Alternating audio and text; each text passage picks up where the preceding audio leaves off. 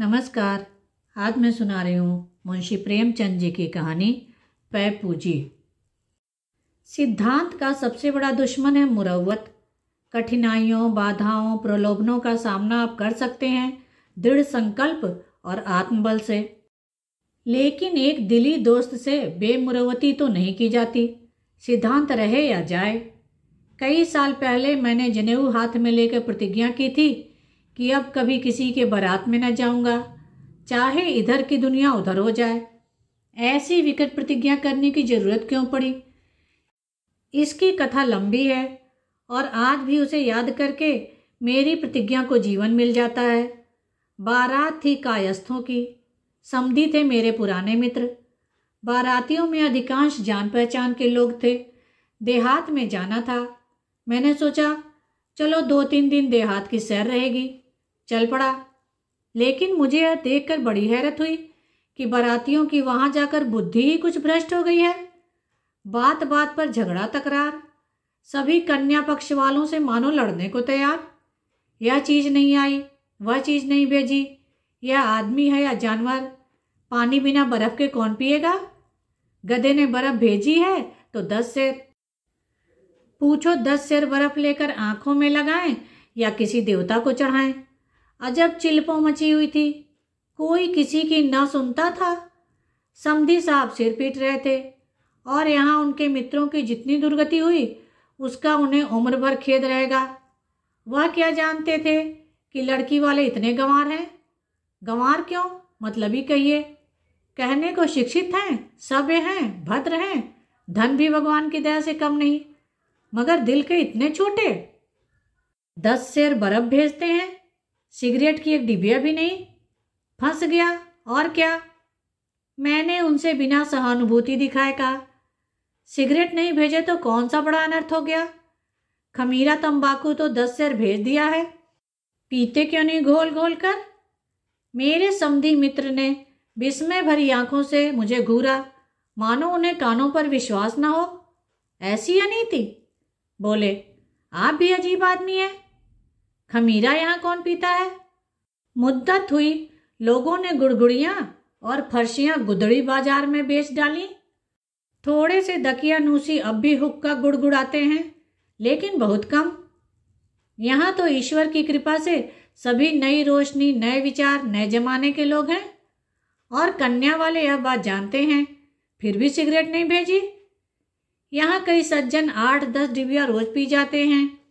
एक साहब तो 12 तक पहुंच जाते हैं और 4-5 डिबिया तो आम बात है। इतने आदमियों के बीच में 500 डिबिया भी ना भेजो तो क्या हो। और बर्फ देखी आपने, जैसे दवा के लिए भेजी है। यहाँ इतनी बर्फ घर घर आती है, मैं तो अकेला ही 10 सेर पी जाता हूँ। देहातियों को कभी अकल ना आएगी, पढ़ लिख कितने ही जाएं।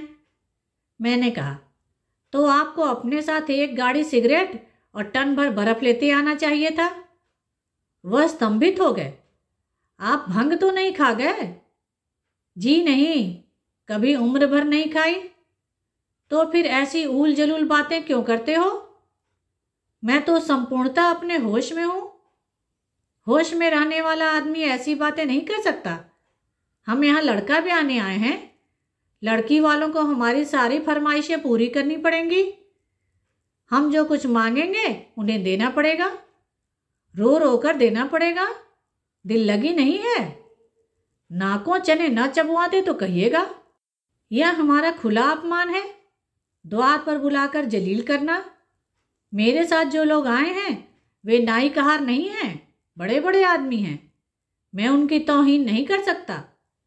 अगर इन लोगों की यही जिद है तो बारात लौट जाएगी। मैंने देखा यह इस वक्त ताव में है, इनसे बहस करना उचित नहीं। आज जीवन में पहली बार केवल 2 दिन के लिए इन्हें एक आदमी पर अधिकार मिल गया है। उसकी गर्दन इनके पांव के नीचे है। फिर उन्हें क्यों न नशा हो जाए, क्यों न सिर फिर जाए, क्यों न दिल खोल कर रौब जमाए। वर पक्ष वाले कन्या पक्ष वालों पर मुद्दतों से हुकूमत करते चले आए हैं और उस अधिकार को त्याग देना आसान नहीं। इन लोगों के दिमाग में इस वक्त यह बात कैसे आएगी कि तुम कन्या पक्ष वालों के मेहमान हो और वे तुम्हें जिस तरह रखना चाहें तुम्हें रहना पड़ेगा। मेहमान को जो आदर सत्कार, चूनी चोकर, रूखा सूखा मिले उस पर उसे संतुष्ट होना चाहिए। शिष्टता यह कभी गवारा नहीं कर सकती कि वह जिनका मेहमान है उनसे अपनी खातिरदारी का टैक्स वसूल करे।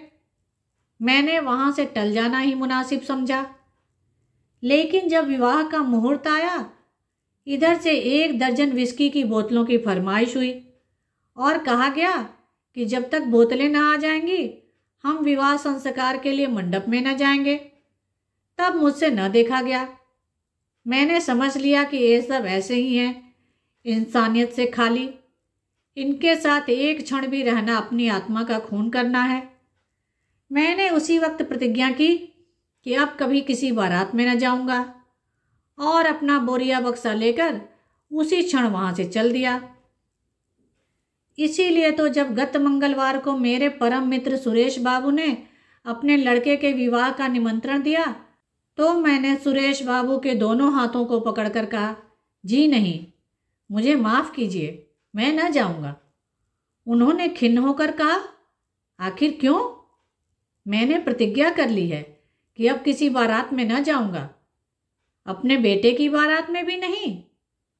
बेटे की बारात में तो खुद अपना स्वामी रहूंगा। तो समझ लीजिए कि यह आपका ही पुत्र है और आप यहाँ के स्वामी हैं। मैं निरुत्तर हो गया।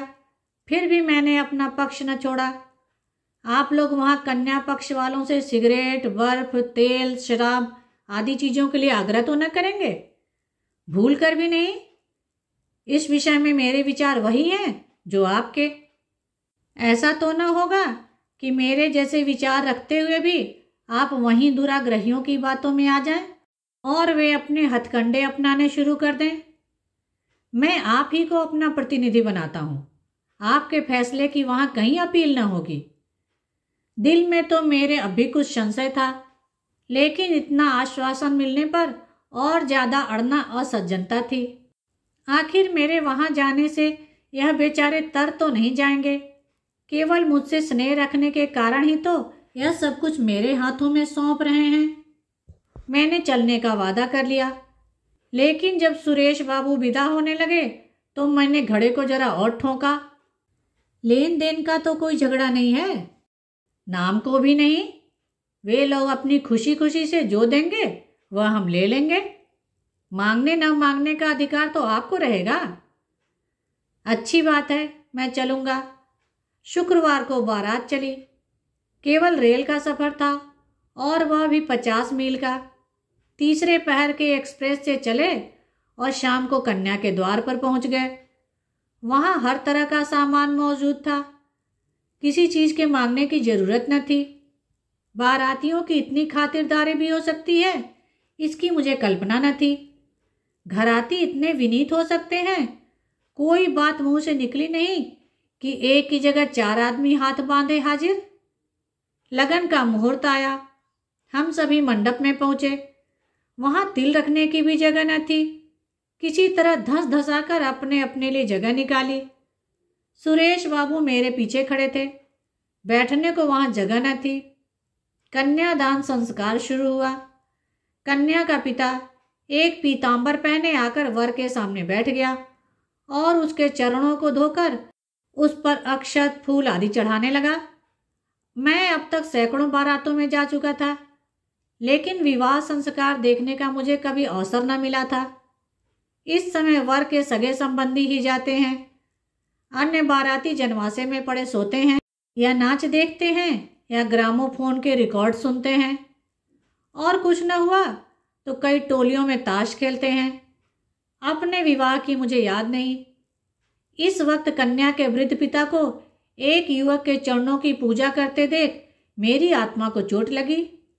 यह हिंदू विवाह का आदर्श है या उसका परिहास? जामाता एक प्रकार से अपना पुत्र है।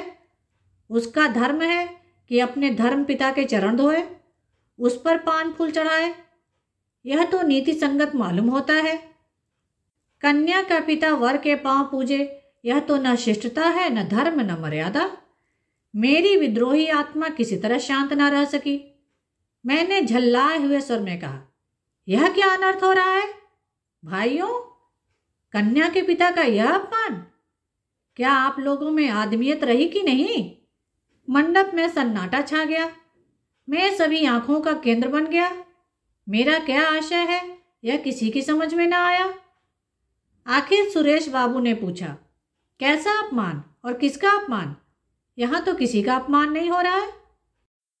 कन्या का पिता वर के पांव पूजे, यह अपमान नहीं तो क्या है? यह अपमान नहीं भाई साहब, प्राचीन प्रथा है। कन्या के पिता महोदय बोले, यह मेरा अपमान नहीं है मान्यवर, मेरा अहोभाग्य है कि आज का यह शुभ अवसर आया। आप इतने से ही घबरा गए? अभी तो कम से कम 100 आदमी पैपूजी के इंतजार में बैठे हुए हैं। कितने ही तरसते हैं कि कन्या होती तो वर के पांव पूजकर अपना जन्म सफल करते। मैं लाजवाब हो गया। समधी साहब पांव पूज चुके तो स्त्रियों और पुरुषों का एक समूह वर की तरफ उमड़ पड़ा और प्रत्येक प्राणी लगा उनके पांव पूजने। जो आता था अपनी हैसियत के अनुसार कुछ न कुछ चढ़ा जाता था।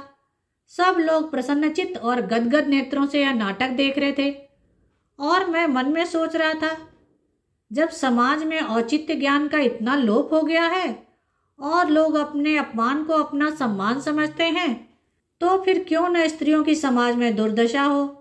क्यों न वे अपने को पुरुष के पांव की जूती समझें? क्यों न उनके आत्मसम्मान का सर्वनाश हो जाए? जब विवाह संस्कार समाप्त हो गया और वर वधू मंडप से निकले तो मैंने जल्दी से आगे बढ़कर उसी थाल से थोड़े से फूल चुन लिए और एक अर्ध चेतना की दशा में न जाने किन भावों से प्रेरित होकर उन फूलों को वधू के चरणों पर रख दिया और उसी वक्त वहां से चल दिया। धन्यवाद। कहानी को लाइक करें और शेयर करें। मेरे चैनल को सब्सक्राइब कर दें जिससे सभी कहानियाँ आपको समय पर मिल जाएं।